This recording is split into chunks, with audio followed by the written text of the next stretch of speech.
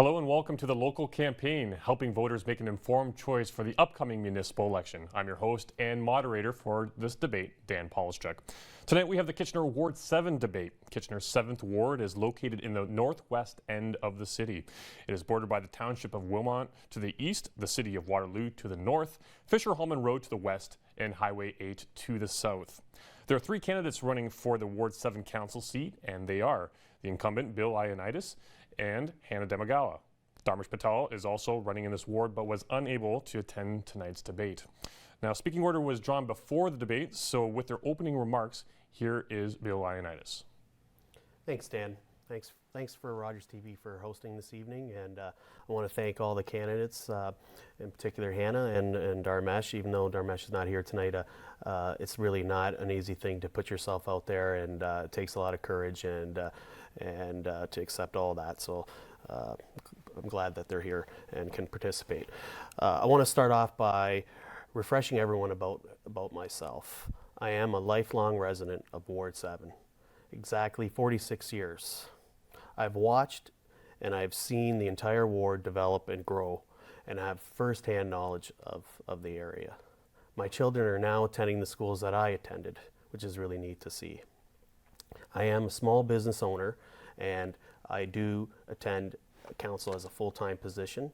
And when on council, we have achieved numerous successes and awards for the work that we have done at the city. We are the envy of communities across Canada. I will continue to work for you to build upon our successes and to continue to be accessible, approachable, and to your needs. I'm not going to make promises tonight that cannot be achieved or done. The reality is the city sets policies to be efficient and remove the politics out of the day-to-day operations of the city. It's important to have a representative that is proven, experienced, respected among colleagues, able to build consensus, can work with staff, residents, other levels of government, community partners, a leader that has a network to get things done. Please do not get lost in the grandeur of ideas or promises when your representative only has 1 vote out of 11. Thank you. And Ms. Hannah Demagala. Hello. It is my pleasure to introduce myself and discuss Kitchener's future. For me, this debate is about our future. We live in a great place, but we can and should expect more of our council. Many people ask me why a working professional with a stellar resume wants to go into politics. Well, for me, it's not about politics, but about community development. And this is exactly what I have done for the last 20 years, professionally and personally. I received a Master of Architecture degree from the University of Waterloo and started working for design firms early on. Then I moved to the public sector. I worked for the region of Waterloo as an urban designer, where I contributed to our local early discussions about revitalization and intensification. For the next 7 years, I led strategic initiatives for another city, where I personally administered multi-million-dollar budgets, increased citizen engagement, and coordinated the work of multiple stakeholders at the local, provincial, and national levels. Today, I work for the private sector again, helping to manage construction projects. In this versatile, real-life experience, being able to understand developers, residents, and citizens alike, and city staff, because I've been there, it gives me a truly unique perspective on how the city works. On the other side, having overcome challenges myself in life, I am also very sensitive to people's needs and see social issues as key to Kitchener's future today. Being a committed volunteer, teacher, mother, and grandmother, I know how important sustainability, stability, opportunities, and support services are to our lives. As your councillor who lives in Ward 7, I want to address our current social issues, ensure safe neighborhoods and effective multimodal transportation for all areas, make our open spaces and facilities more diverse and accessible, while focusing on a forward-thinking economy and a practical budget. I want our council to be responsive, innovative, and constantly challenging the status quo. Today, I hope to convince you why I can serve you best as your next Ward 7 Kitchener councillor. Thank you both for those opening remarks. We now move to the question and answer portion of tonight's debate. And the first question to each of you is, what is the #1 issue facing Ward 7, and how would you address it if elected? And Ms. Demagala, you get the first response to that. Thank you. I did come prepared because it is why I'm running, is to talk about Ward 7 issues and our Kitchener issues. First, I want to say that I've lived in Ward 7 in 3 different areas. Right now I live in Forest Heights, but I've lived on the other side of Highland Road and Victoria Street as well. But I grew up in downtown Kitchener, so I'm very well versed in suburban and downtown issues. The 3 most important issues are safety and security, perceived and also physical, because people talk about kind of being able to live in our downtown and being able to walk around and having their kids walk around safely. The other thing is that I was running a survey for the last 2 months, and what actually people have told me is that they talk about pedestrian accesses and snow clearing for all our neighborhood. So that's something definitely I would want to bring back and debate about. In the short run, I would like to focus on smaller projects to make, for example, the tunnel to Resurrection High School more safe, more open, to make our open spaces, which we have lots of, more accessible and definitely more diverse. In the long term, I would love to see an expansion or renovation to our Forest Heights Library. Mr. Ioannidis, number 1 issue facing Ward 7 in your perspective? Thanks, Dan. There is a few issues, but just as Hannah had mentioned, one of the most predominant ones would be to see the expansion of Forest Heights Community Association. That community center in particular is busting through the seams, and we do have another neighborhood association, the Boardwalk Neighborhood Association. So what I would like to see is an expansion of that facility for age-friendly services, and to have the other neighborhood association, the Boardwalk, move in so that they can be as shared facilities. That would be the number 1 concern. Another one is dealing with pedestrian safety, and pedestrian safety in particular with Ira Needles Boulevard. We need to work and advocate with the region and have some more safe pedestrian crossings on Ira Needles. And I guess the last thing that I would say would be the most concerning is having all access to trails, and having trails that are all year round and that are paved, and in particular around schools, so that kids can walk instead of rather get driven to school. We do have issues with parking around schools, so I think those are really the 3 main concerns that I would think in Ward 7. All right. For our next question, we now go to the Greater Kitchener-Waterloo Chamber of Commerce Vice President Art Sinclair. The recent provincial election focused on 2-way all-day GO train service, which is widely supported throughout the region of Waterloo. What other transit and transportation projects should the cities and the region of Waterloo be working on? And to that, we turn to you, Mr. Ioannidis, for the first response. Well, thanks. That's an issue transportation is a significant issue dealing with the region. But more importantly, one thing that I've been advocating with the mayor and with the members of council, and a big priority, is the congestion towards the 401 and having high-speed rail to our community. I think it's the number 1 most crucial aspect that we need. We are losing billions of dollars a year to that commute, and in particular, we need to be, and it's affecting our abilities and companies in this community to attract talent. So that is one of the most major factors, is to get that and secure that high-speed rail, and make sure, hold the federal and provincial governments, in particular provincial government, accountable, and so that we can get the funding, that we're not solely responsible like we were with the ION in funding 3/4. We want to make sure that we get the full funding that from those levels of governments. And I guess other forms of communication would be, again, enhancing our cycling trails. I think any more trails that are connected to the ION station and into other bus stations as well, so that they're interchangeable. I think those are important. We need to have them all year round, again, as I mentioned in my last statement, and to be accessible. What's the transportation priority for you, Ms. Demagala? I won't talk about the GO Transit both ways, because that is very important and it's in the long-term planning processes. I want to focus more on what we can and should do locally.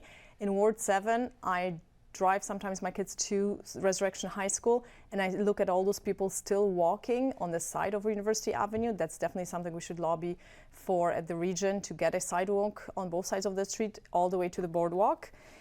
We can definitely talk about Ira Needles again. I don't have a problem with driving roundabouts, but many people still do. I think the sidewalk should be made more into a multi-use trail. More trees should be planted there for shade, because people do commute there and they want to use it also as a recreational path, but it should be more friendly. And most important to me, I want to talk about transit. Again, it's a regional issue, but I as a city councillor want to definitely lobby and talk about it. I have teenagers who don't have cars themselves. We actually have only one car in our 4-person household, with 4 people now having driver's license, but we choose to only have one car. I would like to rely more on public transit. Unfortunately, it's not there, and it's not going where we want it to go very fast and a lot. For example, if my kids choose to go to the University of Waterloo, they will have to transfer at the boardwalk. It's something that I've experienced myself because I took the bus to the university when I lived on Bankside Drive, but now I don't have that option. I would have to transfer. How inconvenient, how expensive is that? I want to talk about accessibility, and I want to talk about good transit for everybody, especially in suburban wards. I know the iron is a priority. It's that spine that we've built towards, but we have to talk also about accessible transit and making it affordable, because $3.25 for a lot of residents is not affordable. Staying on the transportation topic, are there any areas within Ward 7 that you see being in need of traffic calming measures? And if so, how would you address those issues? And Ms. Demagala, would begin with yourself. It's interesting enough, we're walking around on the street that I live on, West Side Drive. It's been recently renovated. I enjoy it. Actually, I enjoy having it only one lane. But a lot of residents are still concerned that it's still too fast. One resident told me that he had cars twice in his front lawn. That's obviously unacceptable. So speed would have to still be considered there. On the other side, our arterial roads really serve major traffic. So we have to kind of know and share the responsibilities with regional roads and make sure that traffic goes through.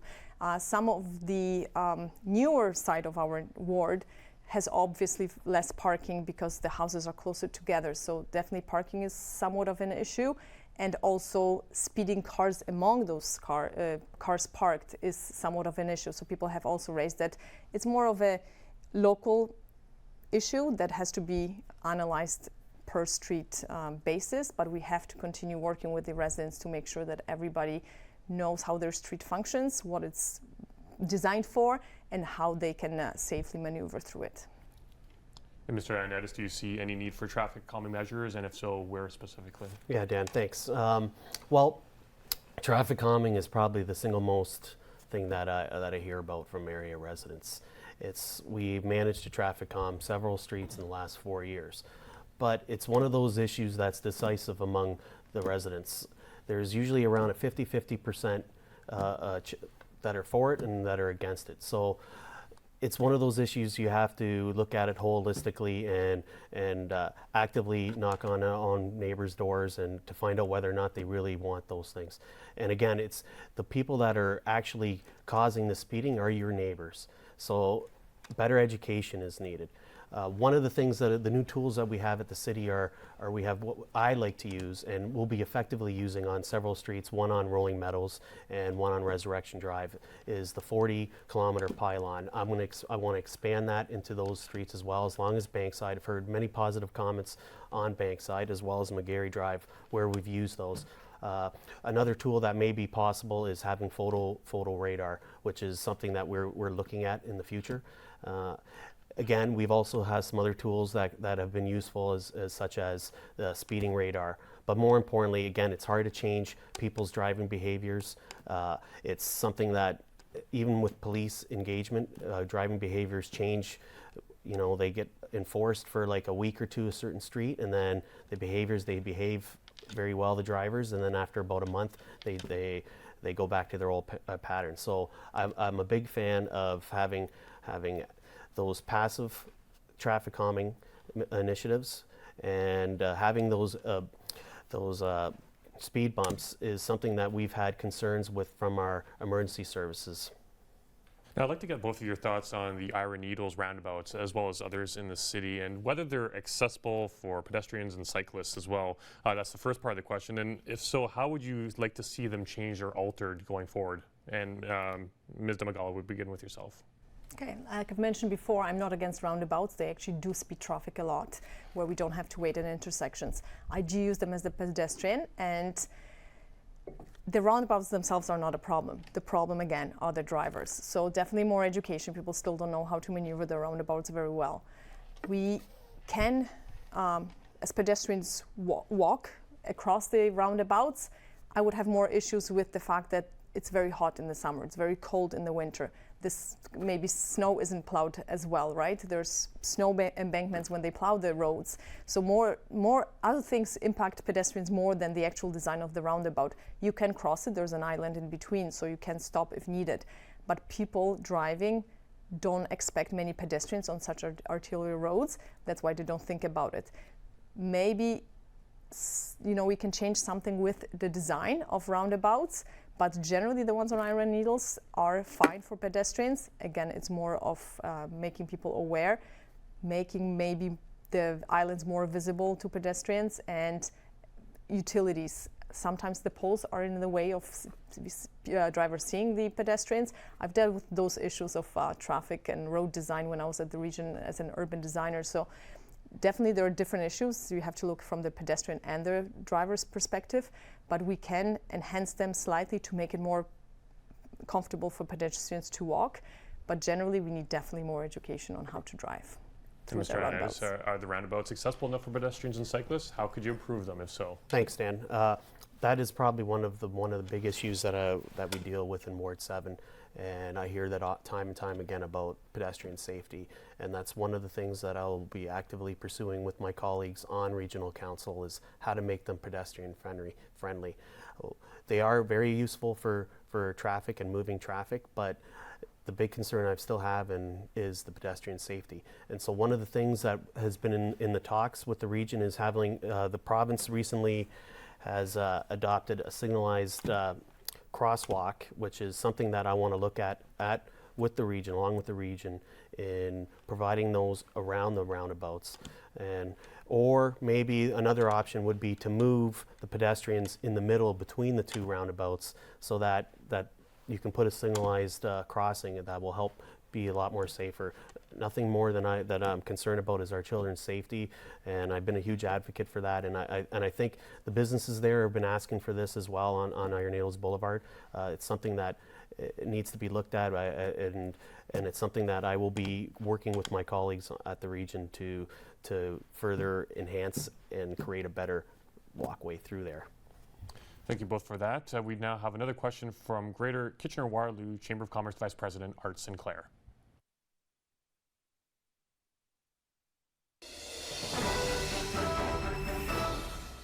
Will you support increasing property taxes to pay for service delivery? Secondly, do you support increasing business property taxes and maintaining residential at their current level? And on the property taxes question, we turn to you, Mr. Hernandez, for the first response. Thank you. I have the pleasure of working on the last 4 years with this council in having the rate of inflation or below the rate of inflation with regards to taxes. And with that, we've not only managed to have that rate of inflation, but we also managed to reduce our debt, and our debt's close to just a little bit above 50 million. In addition to that, we've also were able to increase services. And how did we accomplish that? We accomplished that by providing other means of creating and generating revenue, such as our LED streetlight program, which saves our tax base about $1 million. Our sponsorship program, which brought in $2.2 million from the Schlegel family. As far as business, small business, I have first-hand knowledge. I've been a business owner for over 20 years. I've been a huge advocate for businesses. I've actively promoted our region and the city to other businesses when I've been on away, and I managed to bring some businesses here. And one of the other things, we did manage to reduce our development charges for industrial so that these companies can maintain and grow here and also able to attract here. We've also been a huge supporter of our Communitech and Velocity, which is a startup community, and Catalyst 137, which we've been able to support at the city level. And we want these companies to stay in our community and be able to scale up. And so we've also offered incentives. So I don't see anything about taxes or anything like that with businesses. I think the businesses I think we don't need to tax them any further. And Ms. Demagala, similar perspective, or does it differ in that sense? Well, the question was about infrastructure and property taxes, Correct. right? Exactly. Yes. So it wasn't really about managing the budget, but more about infrastructure. Infrastructure is something that we have to deal with, and it's an ongoing issue, and will be even more. And it's for me, not as much about saying will we increase property taxes or user fees, because we will have to increase if necessary. And in the end, it all comes out of our money. If it comes from our businesses or our individual taxes or our user fees, so our gas bill, for example, it still has to come out. For me, it's a question about are the decisions made to increase any of those fees, are they smart? So does that mean when, how, and why are projects selected? What is the tendering process? Can it be more efficient? I work with tendering every day at my current job, and I know that the prices are rising, and I know that it is difficult to select for cities construction companies who actually will do this efficiently. So we have to prioritize, and we have to look at efficiencies, and that includes cost and time. Every time we delay something, every time we run a tender again, every time we postpone a project, it increases in price. Sometimes we have to do it, but do we have to do it all the time? Because time equals money, and that reflects also on infrastructure costs. So for me, it is not as much about increasing this kind of tax or this kind of tax. It's about discussing why are we increasing it and should we increase it. And yes, if necessary, we have to increase it, because in the end, we need that infrastructure to work. Now, in your wider role as a city councillor, how would you help to address homelessness and addiction in Kitchener? And Ms. Demagala, we'll begin with yourself. Thank you. And even though I talk about design and construction a lot because that's my professional background, I actually want to focus as a council on mental health issues, about homelessness, and kind of getting our community to a level where everybody's comfortable and adapted to living in Kitchener. Because I've seen, as a member of the Parents' Council at Resurrection High School, as a part-time teacher, as a part of a community volunteer, that we have more and more mental health issues across town. When I grew up in downtown Kitchener, I knew a few of the homeless people on the street myself because I walked to St. Mary's every day. Now when you go downtown, there's way more people. They're not just homeless, but they're mentally challenged. Why? That's another question, but what can we as a city do with it? We should do it. You can obviously say it's a public health issue, it's a regional issue, it's a education and health issue for the province, but no, we all have to work for this towards the end goal, which is making our places better for everyone. Mental health is critical these days. To raise the quality of life in Kitchener, we have to raise it for everybody equally. And what would we do? What can we do? I think this is the time where we should pull our resources together and create a working group. The way we did it 15 years ago on the topic of reurbanization and intensification, we should do it the same way between the cities and the regional, to talk about homelessness and to talk about mental health issues and to talk about what to do with those people. We see it in the newspapers every day, and we definitely have to discuss this. I'm not a social scientist, I don't have all the answers, but there are definitely people in this community who can provide those answers. We just have to step up and raise it as the number one issue. And that's what I would like to do as your councillor. And Mr. Ioannidis, how would you assist in helping solve the homelessness and addiction issue in Kitchener? That is some significant issues that we are dealing with in our community. And a majority, those two issues are regional issues. It's under their jurisdiction, but that doesn't mean we can stay on the sidelines. As far as homelessness, I think having sat on Kitchener Housing Inc., which is a nonprofit for affordable housing for the last 8 years as a board member and as a treasurer, I have firsthand knowledge on how hard it is to provide affordable housing. And the more and more fees that anyone increases, or when you have environmental fees, you have development charges, you add heritage issues, you add all different kinds, it becomes that much more difficult to provide affordable housing. And that's something that we need to look at holistically with our partners at the region, that we don't duplicate any services. And as far as, let's say in particular, the drug addiction issue is such as this safe injection sites. Again, that's a regional issue, it's a health issue, but what we can do, ensure on the council, is we can advocate that these sites aren't located we're near children or people that are vulnerable, that these sites are not detrimental to the neighborhoods, but more importantly, that they're able, for those people that are in need, that they can have access to services and ancillary services. Thank you for those thoughtful responses. This actually brings an end to the question and answer portion of the debate. Each candidate now will have 2 minutes to provide a closing remark, and to begin that, we will turn to the candidate, Ms. Hannah Damagala. Thank you for listening and considering Kitchener's future here with us today. On October 22nd, please imagine and vote for much more. Please trust that with a strong and consulted vision, leaders who can make bold choices and responsible decisions while staying sensitive to local, environmental, and budgetary needs, we can achieve a better balance, a more efficient, engaging, and beautiful Kitchener. As I stand here before you, trained as an architect with an international career in the design and construction industries, as well as 10 years working for municipalities, I can confidently say that I am the most experienced candidate here among 3 of us, and the only one who has sat at all sides of the city development table, personally, as part of work. With my passions, skills, and knowledge, I have the ability to guide creative change.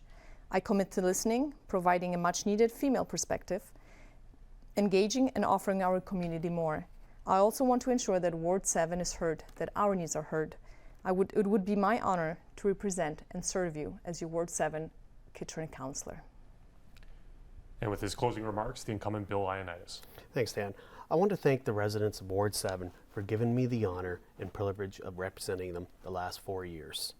I am a lifelong resident of Ward 7 and have witnessed firsthand the development of Ward 7. The city has seen significant successes and growth. Cities today compete on a global basis, and now is not the time to rest on our successes. We need to continue to innovate and move forward to build a stronger Kitchener.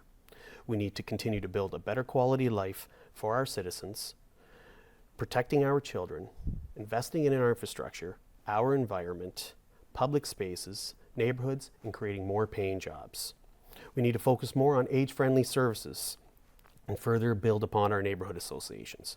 We need to support alternative modes of transportation, create better cycling paths, all year-round pathways, and advocate to the higher levels of government to ensure our city gets high-speed rail. We need to continue to build upon current alternative methods of generating income so we don't have to raise taxes as high as they are, such as our public-private partnerships program and our sponsorship program.